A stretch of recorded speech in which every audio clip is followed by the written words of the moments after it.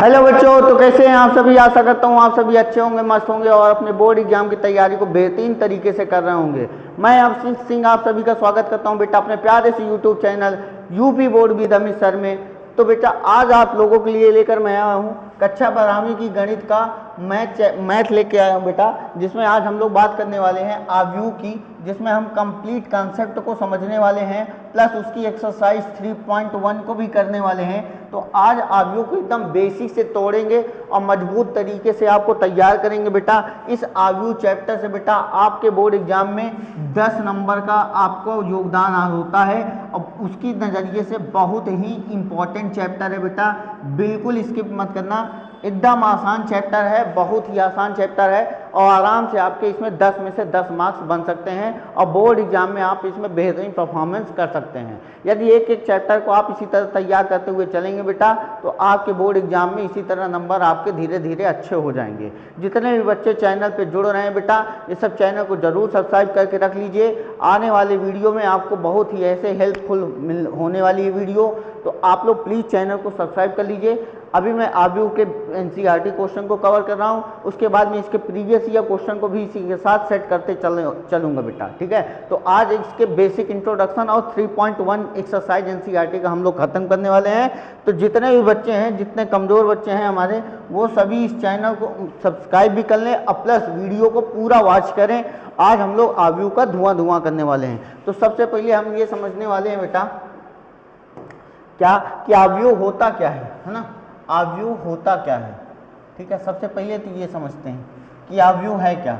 आव्यूह को बेटा अंग्रेजी में कहते हैं मैट्रिक्स। क्या कहते हैं बेटा? मैट्रिक्स। आव्यूह होता क्या है कि जैसे आप जिस कक्षा में पढ़ते होंगे वहाँ पे देखते होंगे कि कुछ पंक्तियों में सीट रखी हुई हैं, कुछ स्तंभों में बच्चे बैठे रहते हैं ना।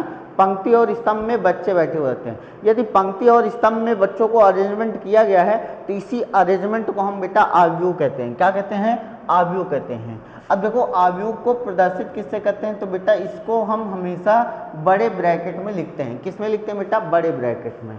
और आव्यूह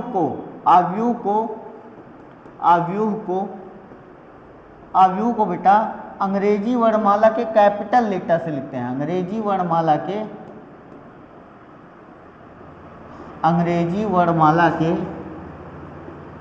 कैपिटल लेटर से लिखते हैं बेटा। कैपिटल लेटर से लिखते हैं, जैसे ABCXYZ एंड सो ऑन, इस तरह लिखते हैं, ठीक है। अब आव्यूह के अवयव को बेटा, आव्यूह के अंदर जो अवयव होते हैं उनको कैसे लिखते हैं? उनको अंग्रेजी वर्णमाला के स्मॉल लेटर से लिखते हैं। कैसे लिखते हैं? स्मॉल लेटर, जैसे ABCXYZ, कुछ इस प्रकार, ठीक। उसके बाद देखो बेटा आव्यूह में कुछ अरेंजमेंट ऐसा होता है ना। तो कुछ लाइनें ऐसी होती हैं, तो इसका नाम है बेटा पंक्ति। क्या नाम है बेटा? पंक्ति नाम है। हमने इसका नाम क्या रखा बेटा? पंक्ति। और एक आव्यूह ऐसा है जिसमें कुछ अरेंजमेंट ऐसा होता है, तो इसका नाम है बेटा स्तंभ। क्या नाम है? स्तंभ नाम है। क्या नाम है? स्तंभ नाम है। तो इन्हीं स्तंभ और पंक्तियों को लेकर बेटा एक अरेंजमेंट बनाया जाता है जिसे हम कहते हैं स्तंभ और पंक्ति। इसका पूरा नाम क्या हो जाएगा? आव्यूह। अच्छा, आव्यूह में बेटा आव्यूह की जो कोटि होती है, देखो बेटा, तो ये जो m होता है आव्यूह की कोटि को किससे लिखते हैं बेटा? m क्रॉस n से। तो जो m बताता है किसको बताता है बेटा? पंक्तियों को। किसको बताता है? पंक्तियों को बताता है। और जो n बताता है क्या बताता है बेटा? स्तंभों की संख्या बताता है। क्या बताता है? स्तंभों की संख्या है। मान लो एक आव्यूह है, कुछ एक ऐसा आव्यूह है जिसमें 3 पंक्तियां 3 स्तंभ हैं, तो बेटा ये क्या बताएगा? 3x3 का आव्यूह है। क्या बताएगा? 3x3 का आव्यूह है। मान लो एक आव्यूह है जिसमें 3 पंक्तियां हैं 2 स्तंभ हैं, तो बेटा यहाँ पे हम क्या लिखेंगे? यहाँ पे हम क्या लिख देंगे? 3 पंक्तियां 2 स्तंभ, 3x2। तो कुछ इस प्रकार आव्यूह की कोटियां होती हैं बेटा। अब इनमें अवयवों की संख्या कैसे निकालते हैं ये समझ लो। अवयवों की संख्या। तो अवयवों की संख्या में बेटा जो कोटि निकलती उसी का गुणा करा देते हैं। 3 × 3 मतलब यहाँ 9 अवयव हो जाएंगे, 9 अवयव हो जाएंगे। यहाँ पे अगर इसके अवयव निकालना चाहें बेटा 3 × 2 यहाँ पे मल्टीप्लाई करा देंगे तो 6 आ जाएगा। इसके अवयवों की संख्या कितनी आ जाएगी बेटा? 6 आ जाएगी। तो कुछ इस प्रकार से आपका हमारा बेसिक इंट्रोडक्शन हो गया, ठीक है, जहां हमने समझा कि अवयव को किससे डिनोट करते हैं, किससे प्रदर्शित करते हैं, ठीक है। और अवयव में पंक्ति क्या होती है, स्तंभ क्या होता है। फिर हमने समझा बेटा अवयव की कोटि समझा, उसके अवयव कैसे निकालते हैं ये समझा। उसके बाद अब हम चलते हैं बेटा अवयव के प्रकार पर। तो अवयव का जो प्रकार होता है बेटा, पहला अवयव है स्तंभ अवयव। कैसा है? पहला अवयव है स्तंभ अवयव। अब स्तंभ अवयव में होता क्या है? ऐसा अवयव जिसमें केवल स्तंभ हो बेटा, क्या हो? जिसमें केवल स्तंभ हो। क्या हो? केवल स्तंभ हो, ठीक है। तो ऐसे अवयव को हम क्या कहते हैं बेटा? ऐसे अवयव को हम कहते हैं स्तंभ अवयव। जैसे स्तंभ में बेटा x, y, z, तो इसमें केवल एक स्तंभ है, इसलिए इसका नाम है क्या बेटा? स्तंभ अवयव। अगर मैं इसका ऑर्डर लिखना चाहूँ तो बेटा इसकी पंक्ति कितनी है? 3 पंक्तियाँ हैं। ये जो पंक्ति, ये क्या बता रही हैं? पंक्तियाँ बता रही हैं। और ऐसे जो एक लाइन है उसको हम कहते हैं बेटा, इसको हम कहते हैं पंक्ति। क्या नाम दिए इसको? पंक्ति नाम। और जो सीधी लाइन है उसको स्तंभ। तो पहले पंक्ति लिखते हैं। पंक्तियों की संख्या कितनी है बेटा? 3, और स्तंभों की संख्या 1। स्तंभों की संख्या 1। तो ये यहाँ पे एक हमेशा फिक्स रहेगा, पंक्तियाँ कितनी भी हो सकती हैं। जैसे एक हम नेक्स्ट अवयव लिखना चाहें, नेक्स्ट अवयव लिखना चाहें बेटा x, y, z, p, q, तो बेटा इसमें पंक्तियाँ कितनी हो जाएंगी? 1 2 3 4, 1 2 3 4 5 पंक्तियाँ हो जाएंगी। और स्तंभ कितने होंगे बेटा? 1। तो इसकी कोटि कुछ इस प्रकार हो जाएगी। तो इसी का नाम हमने क्या दिया था बेटा? कोटि। क्या नाम दिया था? कोटि। और अवयवों की संख्या निकालना होगा तो इसी का गुणा करा देंगे तो 5 एकन्नम 5 आ जाएगा, है ना। 5 एकन्नम 5 आ जाएगा। इसमें अवयवों की संख्या, इसमें क्या आ जाएगा बेटा? 3 आ जाएगा अवयवों की संख्या। और ये क्या बता रहा है बेटा? कोटि बता रहा है। क्या बता रहा है? कोटि बता रहा है, ऑर्डर बता रहा है। समझ में आई बात? तो ये था बेटा हमारा स्तंभ अवयव, जिसमें केवल स्तंभ होता है और पंक्तियाँ इसमें तो कितनी भी हो सकती हैं, लेकिन स्तंभ केवल एक होता है, ठीक है। ठीक, चल नेक्स्ट परिभाषा कह रहा है पंक्ति अवयव। पंक्ति अवयव में क्या होता है बेटा? पंक्ति अवयव में क्या होता है?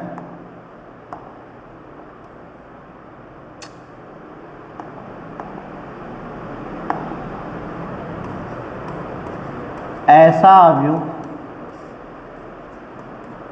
ऐसा अवयव जिसमें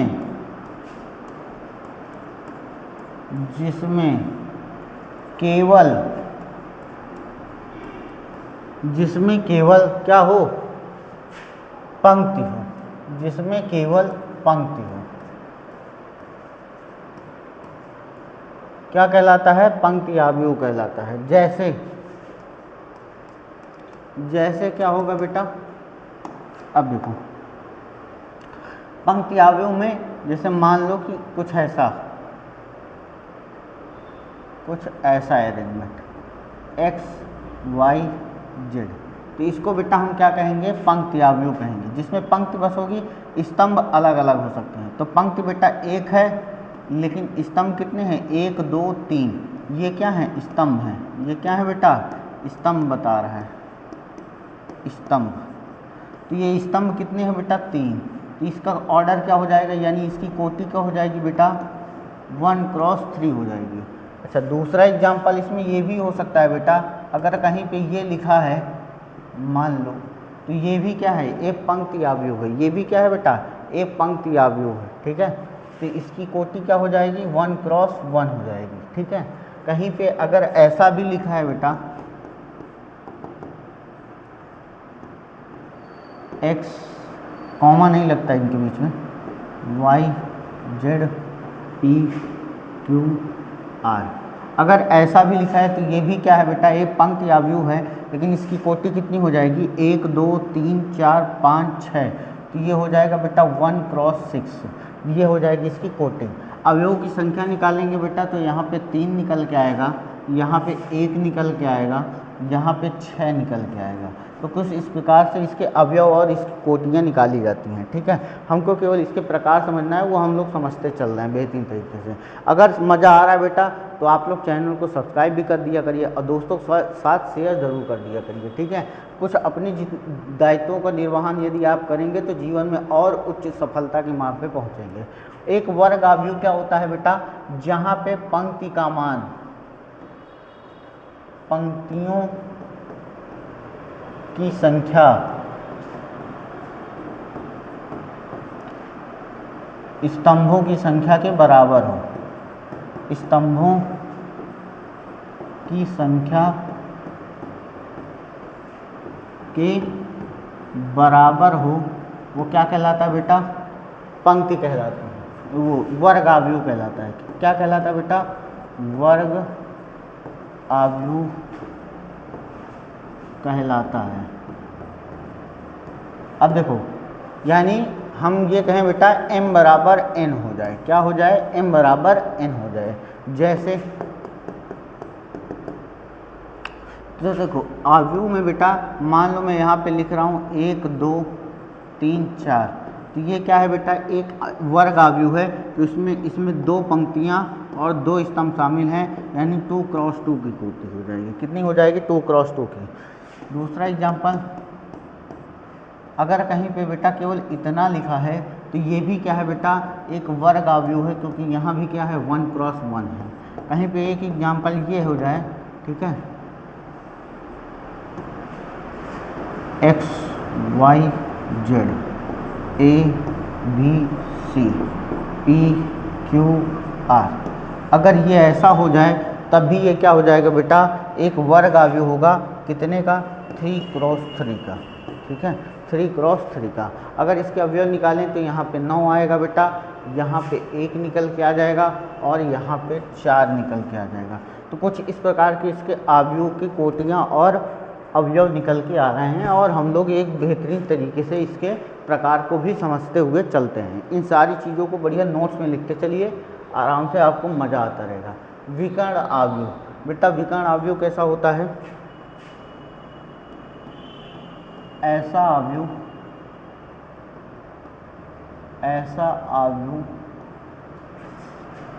जिसमें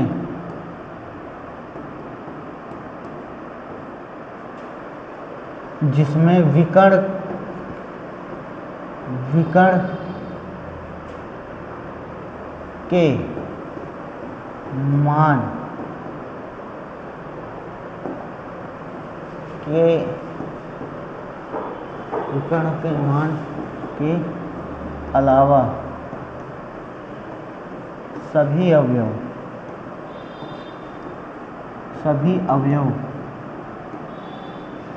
शून्य हो बेटा। क्या हो? शून्य हो। वो क्या कहलाता है बेटा? विकर्ण आव्यूह कहलाता है। क्या कहलाता है? विकर्ण आव्यूह कहलाता है। एकदम आसान से समझ लो, डायगोनल मैट्रिक्स कहलाता है। ठीक है, अब देखो होगा क्या एग्जाम्पल में, ये ऐसे समझ लो, कुछ एक ऐसा आव्यूह है बेटिया, ठीक है, जहाँ पे हम ये समझना चाह रहे हैं x y z, बाकी ये सब क्या है? 0 0, सब जगह क्या है बेटा? 0 0। अगर कुछ ऐसा है तो ये क्या है बेटा? एक विकर्ण आव्यूह है। कैसा है? विकर्ण आव्यूह। इसकी कोटि कितनी हो जाएगी?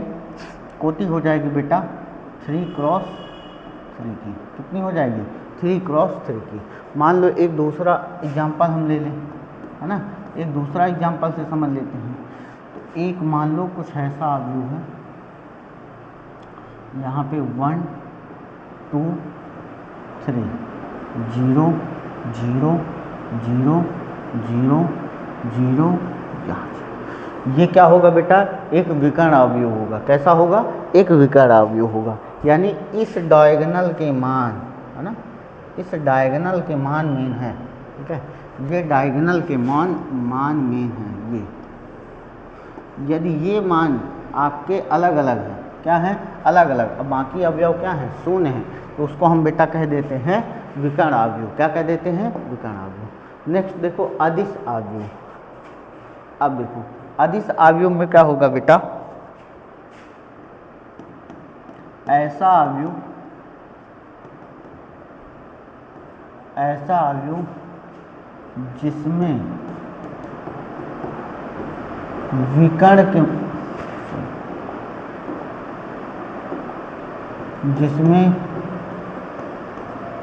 विकर्ण के मान समान हो। क्या हो बेटा? समान हो बाकी सभी अवयव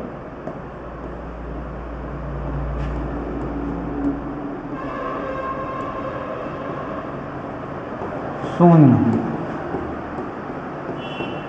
तो क्या कहलाता है बेटा? अदिश आव्यूह कहलाता है। क्या कहलाता है? अदिश आव्यूह कहलाता है। एग्जाम्पल भैया, तो एग्जाम्पल में क्या हो जाएगा बेटा?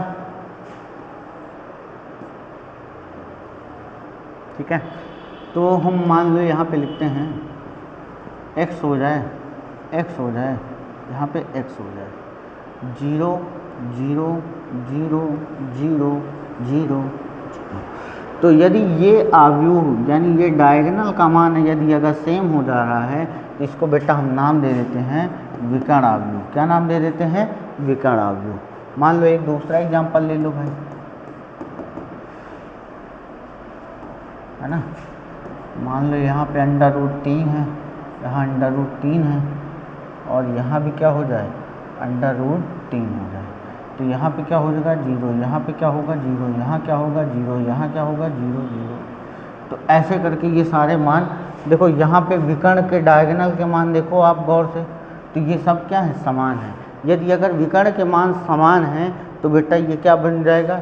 एक प्रकार का अदिश आव्यूह स्केलर मैट्रिक्स बन जाएगा। क्या बन जाएगा बेटा? स्केलर मैट्रिक्स बन जाएगा। कुछ बातें आपको समझ में आ रही होंगी, यदि समझ में आए तो बेटा लाइक शेयर सब्सक्राइब थमना नहीं चाहिए, है ना। देखो तत्समक आव्यूह, तत्समक आव्यूह क्या होता है बेटा? ऐसा आव्यूह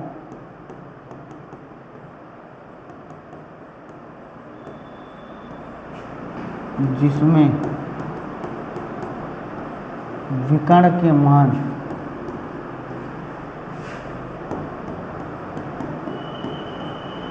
केवल एक हो। क्या हो बेटा? केवल एक हो तथा बाकी सभी अवयव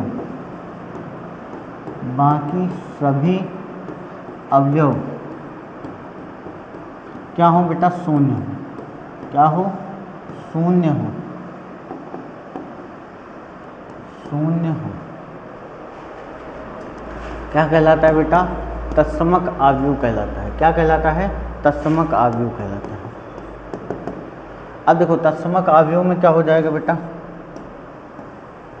देखो तत्समक आव्यूह में क्या हो जाएगा? यहाँ 1 1 1 हो जाएगा, बाकी सभी जगह क्या हो जाएगा बेटा? 0 हो जाएगा। क्या हो जाएगा? 0 हो जाएगा। तो बेटा डायगोनल में यदि 1 1 1 है तो इसको बेटा हम सीधे क्या बोल देंगे? तत्समक आव्यूह, यानी 3 × 3 का बनेगा और इसका नाम हो जाएगा बेटा तत्समक आव्यूह। ठीक है, इसी में बेटा, इसी को हम अंग्रेजी में ये भी कह देते हैं आइडेंटिटी मैट्रिक्स। आइडेंटिटी मैट्रिक्स भी कह देते हैं। ठीक है, आइडेंटिटी मैट्रिक्स भी कह देते हैं तत्समक आव्यूह। ठीक है, चलो अगला देखो शून्य आव्यूह बेटा। शून्य आव्यूह ऐसा आव्यूह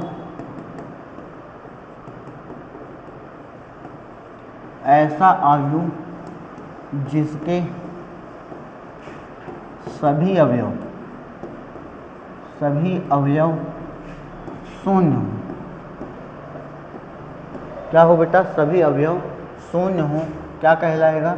शून्य आव्यूह कहलाएगा। शून्य मैट्रिक्स, 0 मैट्रिक्स कहलाएगा। जैसे इसमें क्या कर दिया जाए? सब 0 0, है ना, सारे 0 0 हो जाए तो ये क्या हो जाएगा बेटा? एक 3 × 3 का शून्य आव्यूह है। मान लो दूसरा एग्जाम्पल हम केवल इतना ही ले लें तो ये भी क्या है बेटा? एक शून्य आव्यूह। मान लो एक एग्जाम्पल ऐसे ले लें 0 0 0 0, तो ये क्या है बेटा? 2 × 2 का शून्य आव्यूह है। क्या है? 2 × 2 का शून्य आव्यूह है। तो कुछ इस प्रकार हम लोग बेटा आव्यूह के प्रकार को हमने समझा, जाना, पहचाना। अब हम लोग बेटा कुछ आ जाएंगे आव्यूह की समानता पर। किस पर आ जाएंगे बेटा? आव्यूह की समानता पर, कि आव्यूह की समानता क्या होती है, उसको क्या कहते हैं, ये चीज़ को समझते हैं।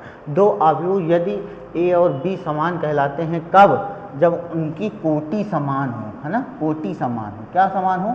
कोटि समान हो। जैसे मान लो एक आव्यूह ये है और एक आव्यूह ये है, लेकिन जब तक इन दोनों की कोटियाँ नहीं समान होगी बेटा, तब तक इनके आव्यूह भी समान नहीं होंगे, इनके अवयव भी समान नहीं होंगे। तो कुछ इस प्रकार समान दिखना चाहिए, है ना।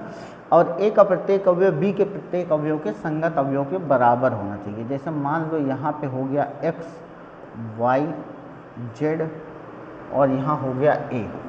अगर यदि इनकी कोटि समान है, यहाँ पे हम लिखते हैं 1 2 3 4, ठीक है। तो ये क्या हो जाएगा, इन सभी के संगत अवयव समान भी हो जाएंगे। तो यहाँ से बेटा x बराबर 1 हो जाएगा, y बराबर 2 हो जाएगा, z बराबर बेटा 3 हो जाएगा एंड a बराबर बेटा 4 हो जाएगा। तो कुछ इस प्रकार इसकी वैल्यू निकल के आया करेगी और हम उन सारे क्वेश्चन को आराम से बेहतरीन तरीके से टैकल करते हुए चलेंगे, ठीक है। तो ये था हमारा कुछ इंट्रोडक्शन बेटा। अब इस इंट्रोडक्शन के बाद हम लोग चलने वाले उसमें एक्सरसाइज में। तो आप लोग भी बेटा, जितने भी बच्चे नए जुड़ रहे हैं, वो सब चैनल को सब्सक्राइब करते रहना, ये तुम्हारा काम है ना। आव्यूह की समानता के लिए देखो, अब इसमें आव्यूह की हमको क्या बताना है, कोटि आव्यूह की अवयव संख्या बतानी है बेटा, और इसमें A13 A12 A23 ये बताना है। तो यहाँ अच्छा एक चीज़ और समझ लेते हैं इसके पहले। मान लो कि एक हमको 3x3 का अवयव बनाना है। क्या बनाना है? 3x3 का। तो 3 पंक्तियाँ होंगी बेटा, तो इसको हम कहेंगे A11, इसको कहेंगे A12 और इसको कहेंगे बेटा A13। यहाँ पे होगा बेटा A21 दूसरी पंक्ति पहला स्तंभ, A22 दूसरी पंक्ति दूसरा स्तंभ, A23 तो ये क्या हो जाएगा, दूसरी पंक्ति तीसरा स्तंभ, A31 तीसरी पंक्ति पहला स्तंभ, A32 तीसरी पंक्ति दूसरा स्तंभ, A33 तीसरी पंक्ति तीसरा स्तंभ। तो ये है बेटा हमारा कुछ आव्यूह के लिखने का क्रम। अगर हम 2x2 का लिखेंगे बेटा, तो देखो ये ऐसे लिखेंगे A12 A11 A12 A21 A22 A22। तो कुछ इस प्रकार लिखेंगे। मान लो कि ऐसे करके, मान लो कि 3 पंक्ति हो 2 स्तंभ हो, तो बेटा हम ऐसे लिखेंगे 3 पंक्ति 2 स्तंभ। तो ऐसे लिखेंगे A11 A12 A21 A22 A31 A32। तो कुछ इस प्रकार हो जाएगा बेटा इसके क्या, अवयव लिखने का तरीका, है ना। ये क्या हो जाएगा बेटा, अवयव को लिखने का तरीका। तो इनको ध्यान रखना बेटा, ये तुम्हारे आगे काम आने वाले हैं, है ना। चलो अब देखो क्या कह रहा है, आव्यूह की समानता के लिए बताओ। ये सवाल दे रखा है, कह रहा है कि लिए ज्ञात कीजिए आव्यूह की कोटि, अवयवों की संख्या, और ये ज्ञात करना है A13 A21 A23, है ना। चलो कोई बात नहीं। तो आव्यूह की कोटि तो हम बता देंगे बेटा, कैसे बताएंगे, देखो आव्यूह की कोटि तो हम बता देंगे, कैसे बताएंगे। ये पंक्ति है, ये पंक्ति है, ये पंक्ति है, ये स्तंभ, ये स्तंभ, ये स्तंभ, ये स्तंभ। तो पंक्ति गिनो बेटा 3 गुणे स्तंभ कितने बेटा 4। तो कोटि कितनी हो जाएगी बेटा 3 गुणे 4। क्या हो जाएगी 3 गुणे 4। अब जरा इसमें अवयवों की संख्या, तो 3 चौक 12। इसमें अवयवों की संख्या क्या हो जाएगी बेटा 12। अब हमको निकालना क्या है, A13। क्या निकालना है बेटा A13। तो A13 का मतलब पहला स्तंभ, पहली पंक्ति तीसरा स्तंभ, पहली पंक्ति हो गई, तीसरा स्तंभ 1 2 3 तीसरा स्तंभ। A13 क्या हो जाएगा बेटा 19 हो जाएगा। क्या हो जाएगा 19। उसके बाद A21 दूसरी पंक्ति में पहला स्तंभ, दूसरी पंक्ति में पहला स्तंभ बेटा क्या हो जाएगा 135। क्या हो जाएगा बेटा 35। A33 बताना है बेटा, क्या बताना है A33। यानी तीसरी पंक्ति तीसरा स्तंभ, तीसरी पंक्ति पहला दूसरा तीसरा स्तंभ -5 हो जाएगा बेटा। क्या हो जाएगा? -5 हो जाएगा ये वाला। उसके बाद क्या बताना है? A24 बताना है बेटा, A24 बताना है। अब A24 कैसे बताएंगे? दूसरी पंक्ति चौथा स्तंभ, दूसरी पंक्ति और चौथा स्तंभ यहाँ है, तो क्या हो जाएगा बेटा? 12। उसके बाद हमको क्या बताना है? A23 बताना है बेटा। क्या बताना है? A23 दूसरी पंक्ति और तीसरा स्तंभ, दूसरी पंक्ति तीसरा स्तंभ, क्या है बेटा? 5/2, 5/2। तो कुछ इस प्रकार से हमारे सारे वैल्यू निकल के आ गई। आराम से हम इसको हैंडल करेंगे और बेहतरीन तरीके से करते चलेंगे। चलो देखो सेम सवाल है ना, अभी हमने इसी सवाल को किया है, कोई बात नहीं। इसको आप फिर से इसकी प्रैक्टिस कर लेना बेटा HW में, है ना। सेम इसको हम कर चुके हैं, फिर से दोबारा आ गया है, कोई बात नहीं। देखो यदि किसी अवयव में 24 अवयव हैं तो इसकी संभव कोटियाँ क्या होंगी? यदि इसमें 13 अवयव हों तो कोटियाँ क्या होंगी? चलो कोई बात नहीं, 2 क्वेश्चन डाल रखा है। यदि 24 अवयव हैं, यदि 13 अवयव हैं, है ना, तो हम लिख लेते हैं हल में, जब अवयव में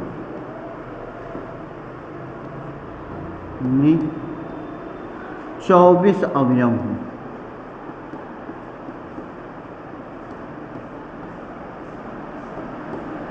तो क्या हो जाएगा बेटा? 24 अवयव होंगे तो इसके पहले 24 को अब वो कर लो, है ना। तो ये बेटा हो जाएगा 24 × 1, ठीक। एक तो ये बन जाएगा 1 × 24, एक ये बन जाएगा, है ना।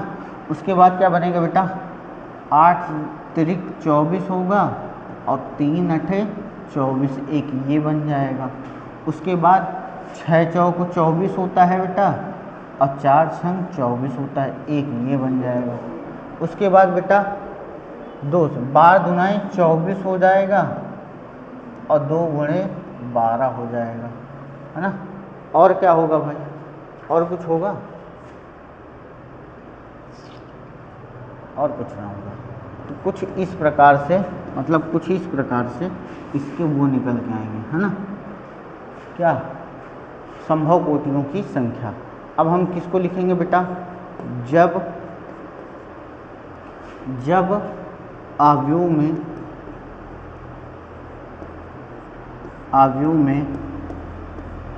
13 अवयव हो,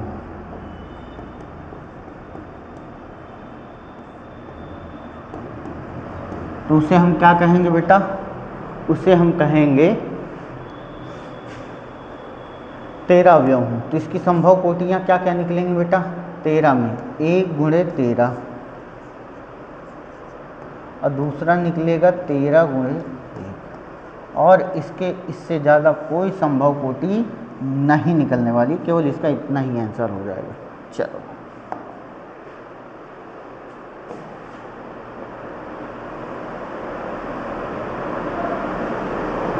देखो, यदि किसी अवयव में 18 अवयव हैं तो इसकी संभव कोटि, यदि इसमें 5 अवयव हो तो संभव कोटियाँ। फिर वही सवाल, इसको आप लोग HW में डालिए। कुछ सवालों की मेहनत आपकी भी होनी चाहिए, है ना। कुछ सवालों की मेहनत आपकी भी होनी चाहिए। I am right? तो ये आप HW में करेंगे, ठीक है, कोई बात नहीं। नेक्स्ट सवाल क्या कह रहा है? A 2 × 2 अवयव A = AIJ की रचना कीजिए जिसमें अवयव निम्नलिखित इस प्रकार प्रदत्त है। तो 1 2 × 2 का अवयव बनाना है ना। चलो भाई बनाते हैं। अब देखो 1 2 × 2 का अवयव, 2 × 2 का, तो इसमें बेटा अवयव क्या हो जाएगा? A 1 1 हो जाएगा, 1 1 2 हो जाएगा, क्योंकि स्तंभ कितने हैं? 2, अब पंक्ति भी 2 है। A क्या हो जाएगा बेटा? 2 1 हो जाएगा और A 2 2 हो जाएगा। अब देखो जो ये बेटा, जैसे यहाँ पे इस सवाल को मैं कर रहा हूँ, बाकी आप लोग कर लेना, ठीक है। जैसे मैं AIJ लिखा हुआ है ना, बराबर I + J का होल स्क्वायर अपॉन 2, कुछ ऐसा है। तो A 1 1 कैसे निकलेगा बेटा? A 1 1 का मतलब पहला I का मान है, दूसरा J, पहला I का मान है, दूसरा J, तो I की जगह बेटा 1 + 1 का होल स्क्वायर अपॉन 2। तो 1 प्लस 1 का होल स्क्वायर मतलब 2, 2 का होल स्क्वायर 4, 4 का होल बटे 2, तो बेटा निकल के आएगा 2। इसी तरह बेटा A12 निकालेंगे तो आएगा 1 प्लस 2 का होल स्क्वायर अपॉन 2 यानी 3, 3 का होल स्क्वायर 9 अपॉन 2। इसी तरह बेटा A21 निकालेंगे तो 1 प्लस 2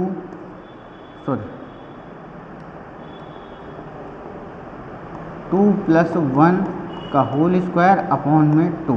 तो इसको हल करेंगे तब भी बेटा क्या आएगा 9 अपॉन 2 आ जाएगा। उसके बाद A22 हल करेंगे तो जब A22 हल करेंगे बेटा तो i की जगह क्या रखेंगे 2 प्लस 2 का होल स्क्वायर अपॉन में 2। तो जैसे ही इसको हल करेंगे बेटा 4, 4 का स्क्वायर 8, 16, 16 के लिए आ जाएगा 8।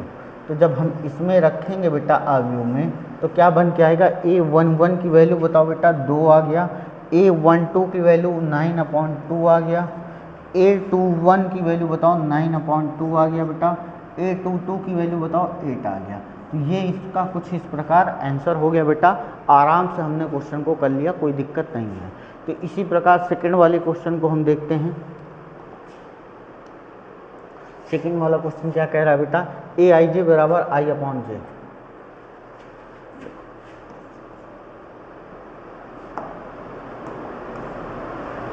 Aij बराबर i अपॉन जे कुछ इस प्रकार। हमको बनाना क्या है बेटा A11, A12, A21 और यहाँ हो जाएगा A22। तो जब हम A11 निकालेंगे बेटा तो क्या रखेंगे 1 अपॉन 1। तो आंसर क्या निकल के आएगा बेटा 1। जब हम A21 निकालेंगे बेटा तो हम i की जगह क्या रखेंगे 2 और j की जगह 1। तो क्या निकलेगा बेटा 2। उसके बाद जब हम A12 निकालेंगे बेटा तो i की जगह रखेंगे 1 और j की जगह रखेंगे 2। तो यही आंसर हो जाएगा। जब हम A22 निकालेंगे बेटा तो i की जगह रखेंगे 2, j की जगह रखेंगे 2। तो आंसर निकल के आएगा बेटा 1। क्या निकल के आएगा 1। तो इसका मतलब इसमें जैसे ही हम रखेंगे तो क्या हो जाएगा A11 की वैल्यू बेटा 1, A12 की वैल्यू बेटा क्या है A12 की वैल्यू 1 अपॉन 2, A21 की वैल्यू क्या है बेटा 2, A22 की वैल्यू क्या है 1। तो कुछ इस प्रकार से 2 क्रॉस 2 का आव्यूह निकल के आ रहा है।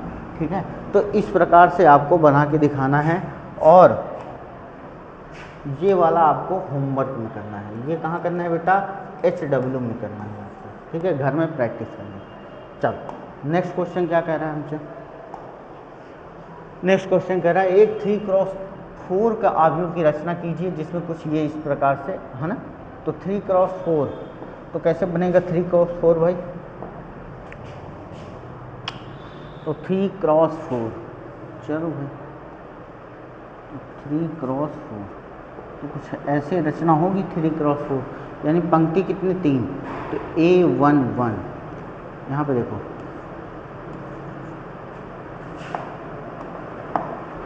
A12 A1 4 स्तंभ है ना।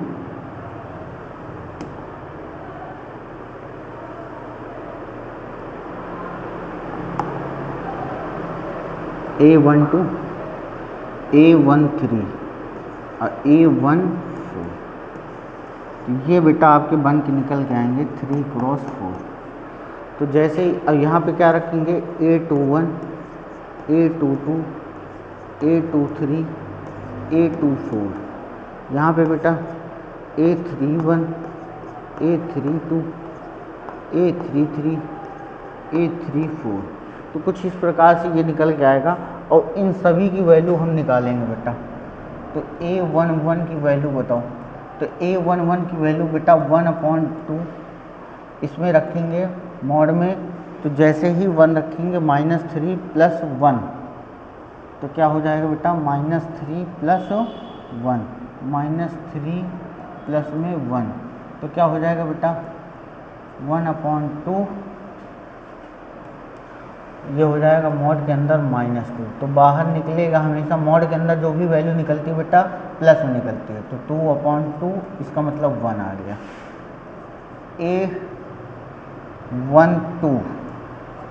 A12 कैसे निकालेंगे बेटा, 1/2 ऐसे ही रखेंगे मॉड के अंदर, तो I की वैल्यू 1 रखना है, J की वैल्यू 2, तो -3 + 2, तो इसकी वैल्यू निकल के आएगी बेटा 1/2। क्या निकल के आएगी 1/2। A13 कैसे निकालेंगे बेटा, 1/2 तो यही रहेगा। अब I की वैल्यू क्या रखनी है, -3 + 3, ये क्या हो जाएगा बेटा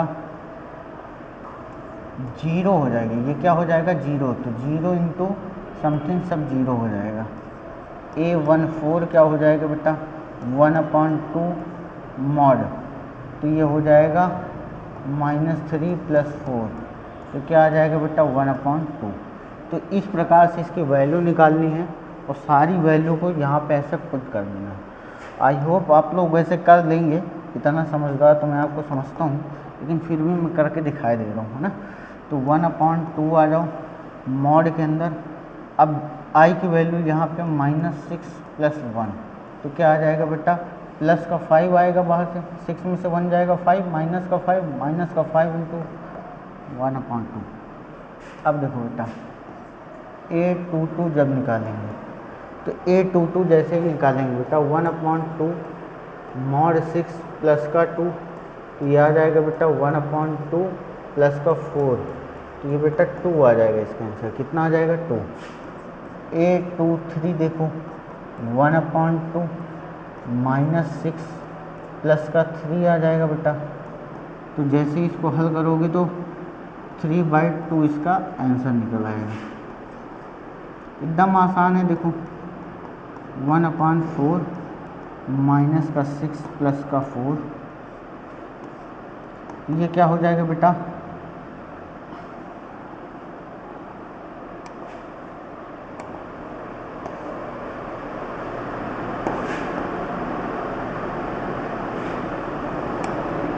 यहाँ 2 हो जाएगा, है ना। तो ये बेटा 2/2 क्या हो जाएगा 1 हो जाएगा। तो ये हो गया कुछ इस प्रकार। फिर हम इसकी वैल्यू निकाल लेंगे इसी तरीके से, और सारी वैल्यू को लास्ट में इसमें पुट कर देना है और इसका आंसर निकल आएगा बेटा, ठीक है। तो बाकी बची चीज़ों को आपको इसको होमवर्क में कर लेना है और आराम से चीज़ें हो जाएंगी, ठीक है। अब देखो क्या है, निम्नलिखित समीकरणों में से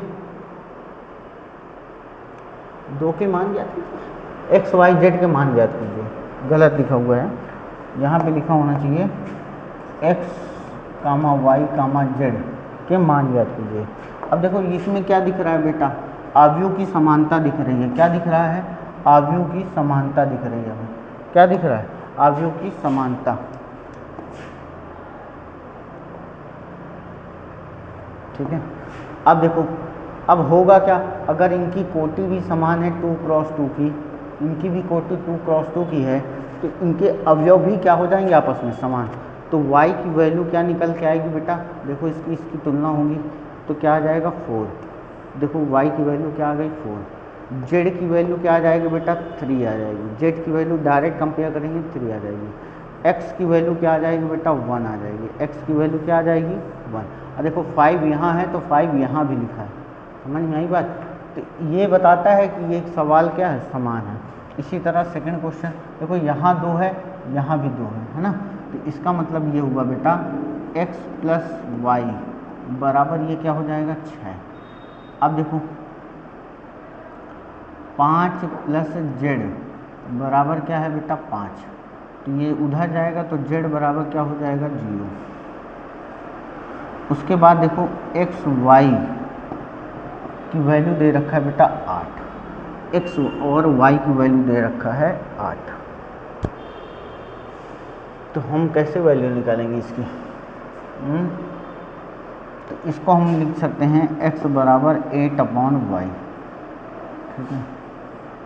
तो इसकी वैल्यू यहाँ पे पुट कर दो, तो जैसे ही पुट करोगे बेटा ये हो जाएगा 8/y + y = 6। ये क्वाड्रेटिक इक्वेशन बन जाएगी। 8 + y² = 6y, ये हो जाएगा y² - 6y + 8 अब इसको हल करो, कैसे हल होगा, 4 दूनी 8, 4 + 2 6, है ना, हल कर लेना, क्वाड्रेटिक बनेगा। इसमें आ जाओ बेटा, x + y + z equal to क्या हो गया 9, x + z इक्वल टू क्या हो गया बेटा 5, y + z इक्वल टू क्या हो गया 7। अब देखो यहाँ पे x + z की वैल्यू जैसे ही 5 रखेंगे तो यहाँ से y इक्वल टू क्या निकल के आएगा 5 उधर 4। अब जैसे ही y 4 निकल के आया तो यहाँ पे रखेंगे 4 उधर जाएगा तो z 3 निकल के आएगा।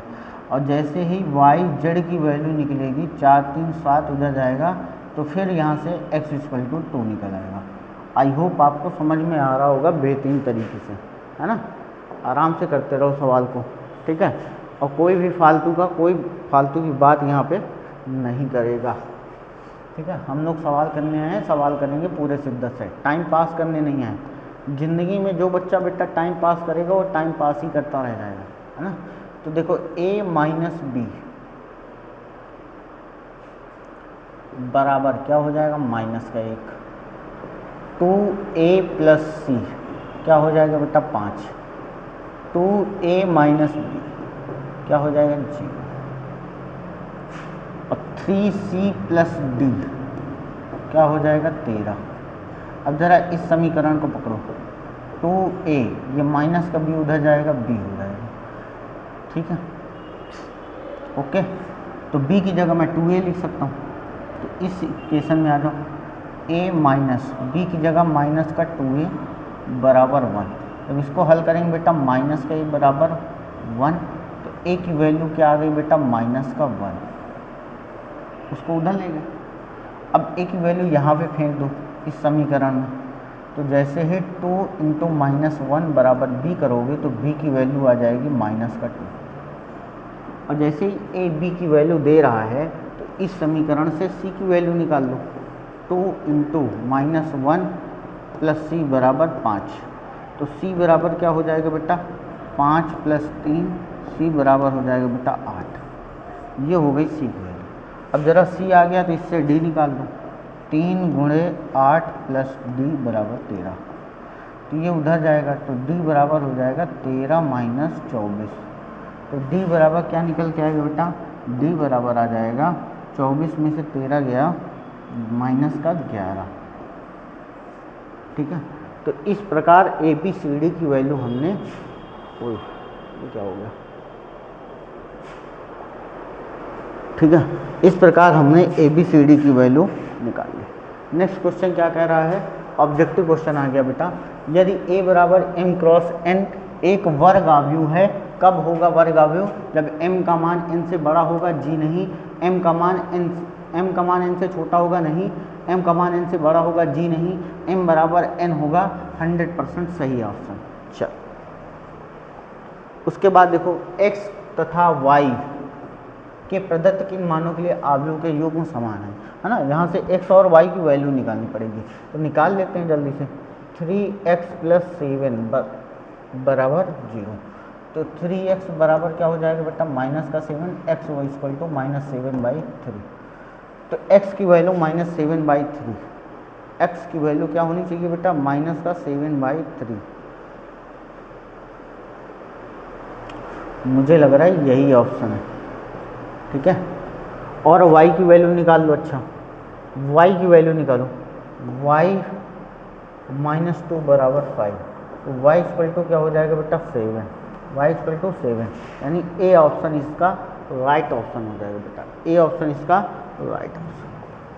नेक्स्ट कह रहा है 3 × 3 की कोटियों में ऐसे आव्यूहों की कितनी संख्या होगी जिनके प्रत्येक प्रविष्ट 0 या 1 है। अच्छा ये बताओ बेटा, कह रहा है 3 × 3 आव्यूहों में कुल कितनी संख्या होगी जिनके प्रत्येक प्रविष्ट में, यानी 3 × 3 का एक आव्यूह है जो कह रहा है कि इसमें कितने प्रविष्टियां होंगी जहां पे 0 आ जाए और या तो 1 आ जाए। तो भैया 0 या 1, इसका मतलब इसका कुल क्रमचय आगे पढ़े होंगे, है ना। तो कितने हो जाएंगे 2। अब 2 की पावर क्या लगा दोगे बेटा, इसमें अवयवों की संख्या क्या बनेगी 9, तो तो 2 की पावर 9, तो 2 की पावर 9 कितना होता है बेटा 512 होता है, क्योंकि 2 की पावर 10 कितना होता है 1024 होता है ना। ठीक है, तो ये हो जाएगा बेटा 512। तो कुछ इस प्रकार से भैया हमने आपका एक्सरसाइज को नस्ते नाबूद कर दिया है ना। आराम से आप इस चैप्टर को एक्सरसाइज को एंजॉय करना, और मैं आगे नेक्स्ट एक्सरसाइज 3.2 और उसमें पूछे गए उसके प्रीवियस ईयर क्वेश्चन, उसकी प्रॉपर्टीज, इन सारी चीज़ों को डिस्कशन करने वाला हूँ। तो हम लोग बेटा आराम से पूरे सिलेबस को कवर करेंगे, इसमें कोई दिक्कत नहीं है। ठीक है, तो आप लोग भी इसी प्रकार मेहनत करते रहिए और अपने चैनल को इसी तरीके से अपना प्यार और सपोर्ट देते रहिए। मिलते हैं आपसे नेक्स्ट वीडियो में, तब तक के लिए जय हिंद।